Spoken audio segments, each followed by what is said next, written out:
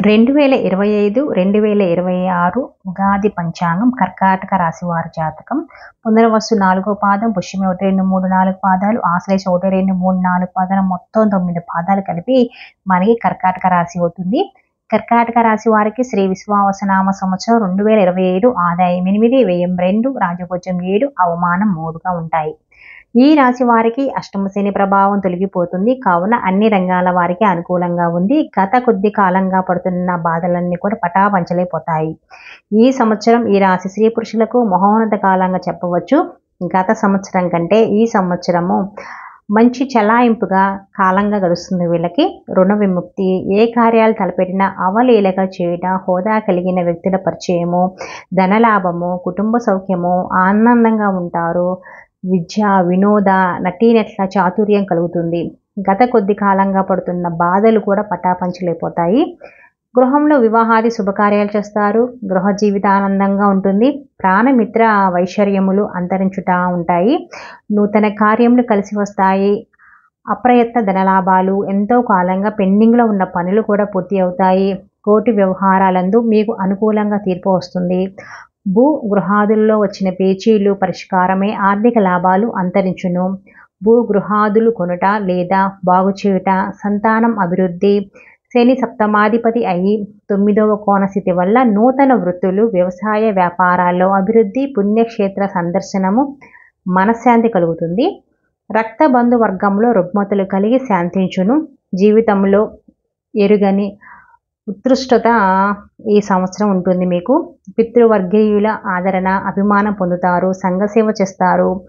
10 మందికి పొగడ్తలచే మీ మాట విలువ పెరుగుతుంది. బంధువర్గంలో వారిని మించిన ఆలోచన పటిమ, ఎలాంటి క్లిష్ట సమస్య అయినా సాధించి గంత సాధిస్తారు. మీరు సంతానం యొక్క అభివృద్ధి ఉంటుంది. ప్రాముఖ్యత కూడా సిద్ధిస్తారు. ఈ సంవత్సరం ఉద్యోగులకు మహోన్నత కాలంగా ఉంటుంది. అధికారుల మన్ననలు పొంది ప్రమోషన్తో కూడిన బదిలీలు, గృహ లాభాలు, కేంద్ర రాష్ట్ర ప్రభుత్వ ఉద్యోగులకు ఇంక్రిమెంట్లు పెరుగుతాయి. ప్రైవేట్ కంపెనీలందు పనిచేయు వారికి వారి ప్రతిభను గుర్తించి ప్రమోషన్స్ కూడా వస్తాయి. పెద్ద కంపెనీలు మిమ్మల్ని ఏరుకోరు తెచ్చుకునే అవకాశం కూడా ఉంటుంది. నిరుద్యోగులకు జూలై తర్వాత ఉద్యోగాలు పొంది స్థిరత్వం అయితే పొందుతారు.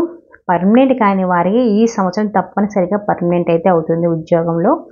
రాజకీయ నాయకులకు కూడా మంచి యోగదాయక కాలము. గ్రహముల అనుకూల సంచారం వలన ఏదో ఒక పదవి అయితే వస్తుందండి మీకు. అధిష్టాన వర్గం వారికి మన్ననలు అయితే పొందుతారు. ప్రజల్లో కూడా మంచివాడిగా గుర్తింపు లభిస్తుంది. ఎన్నికల్లో పోటీ చేసినట్లయితే తప్పక విజయం సాధిస్తారు. రాజకీయ నాయకులు నామినేటెడ్ పదవైనా లభిస్తుంది మీకు. ధనం ఖర్చు అయినా చక్కని ఫలితం అయితే ఉంటుంది. ఈ సంవత్సరం కళారంగంలో ఉన్న వారికి మహాయోగ కాలం అండి. టీవీ, సినిమా పరిశ్రమలో ఉన్న వారికి మంచి గుర్తింపు, చక్కని విజయాలు లభించడం వలన నూతన అవకాశాలు వస్తాయి. వీళ్ళకి ప్రభుత్వ, ప్రైవేటు సంబంధించిన అవార్డులు, రివార్డులు కూడా వస్తాయి. వీళ్ళకి గాయని, గాయకులు, డ్యాన్స్ మాస్టర్లు, దర్శకులకు కొత్త వారికి ఛాన్సులు లభించి జీవితంలో వాళ్ళు కూడా స్థిరపడే అవకాశం ఉంటుంది. మీ ప్రతిభకు తగిన గుర్తింపు కూడా వస్తుంది. ఇక వ్యాపారస్తులకు కూడా అనుకూలమే. ఆశించిన దానికంటే అధిక లాభాలు పొందుతారు. హోల్సేల్ అండ్ రీటైల్ వ్యాపారాలు అయితే బాగా లాభపడతారు వాళ్ళు. సరుకులు నిల్వ చేయు వారికైతే విశేష లాభాలు అనమాట.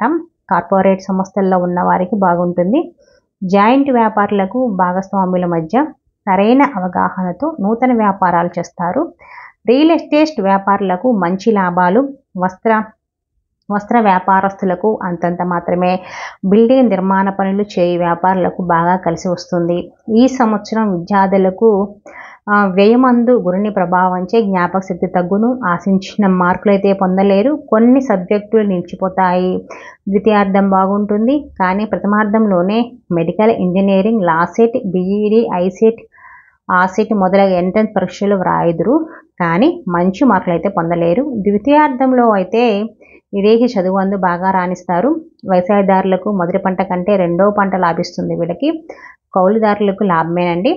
గత సంవత్సరం చేసిన రుణాలన్నీ కూడా తీర్చేస్తారు వ్యవసాయదారులు. స్థిరాస్తి వృద్ధి ఉంటుంది. గృహ లాభాలు ఉంటాయి. చేపలు, రొయ్యల చెరువులు చేయు వారికి కూడా లాభాలు ఉంటాయి. ఇక స్త్రీల విషయం చూసుకుంటే స్త్రీలకైతే ఈ సంవత్సరం మహోన్నత కాలంగా చెప్తారు. గత కొద్ది కాలంగా పడుతున్న బాధలన్నీ తొలగిపోతాయి. మీ గొప్పదనం, ఓర్పు, సహనం వలన మీ పేరు ప్రఖ్యాతులు అయితే వస్తాయి. మీ మాటకు విలువ పెరుగుతుంది. మీ పేరుతో స్థిరాస్తులు కానీ, గృహం కానీ, విలువైన వస్తువులు కానీ కొనే అవకాశం ఉంది. భార్యాభర్తల మధ్య సరైన అవగాహన ఉంటుంది. అందరు మిమ్మల్ని అనుసరిస్తారు. గతంలో విడిపోయిన భార్యాభర్తలు కానీ, దూరంగా ఉన్నవారు కానీ ఈ సంవత్సరం తప్పక కలుసుకుంటారు. గృహ జీవితానందం పొందుతారు. ఉద్యోగాదులు చేయువారికి కోరుకున్న చోట్లకు బదిలీలు. మొత్తం మీద ఈ రాశి స్త్రీ పురుషులకు జూలై నుండి యోగదాయకమైన కాలము. అన్ని రంగాల వారికి లాభమే. వచ్చే 3 సంవత్సరాల వరకు కూడా వీళ్ళకి తిరుగు అనేది లేకుండా ఉంటుంది.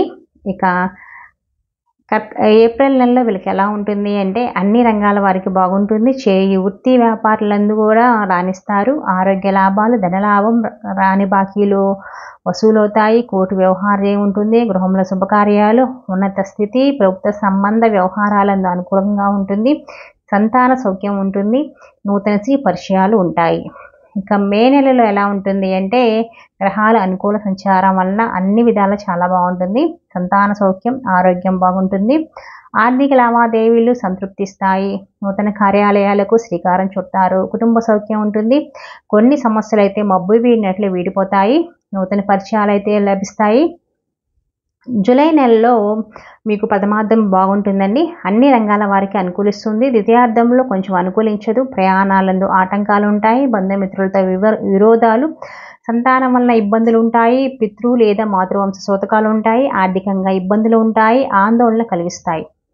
జూలై నెలలో గ్రహస్థితులు అనుకూలంగానే ఉన్నందున అనుకూలంగానే లేనందున శారీరక పీడలు, వాహన ప్రమాదాలు, ఆరోగ్య భంగాలు, చేయి వృత్తి వ్యాపారాల నష్టాలు, ఊహించని సంఘటనలు, ఎన్ని కష్టాలు వచ్చి నిలదొక్కుంటారు మీరు. అవమానకరమైన సంఘటనలు జరుగుతాయి. సంతానం వల్ల ఇబ్బందులు ఉంటాయి. నమ్మిన వారి పట్ల మోసం జరుగుతుంది. ఆర్థికంగా ఇబ్బందులు పడతారు. ఊహించని సమస్యలు ఎదురవుతాయి.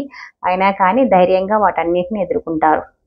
ఇక ఆగస్టు నెలలో ఎలా ఉంటుంది అంటే అన్ని రంగాల వారికి బాగుంటుంది. మంచి రాణింపు అయితే ఉంటుంది. ఆర్థికంగా చాలా బాగుంటుంది. సమస్యలన్నీ కూడా పరిష్కారం అవుతాయి.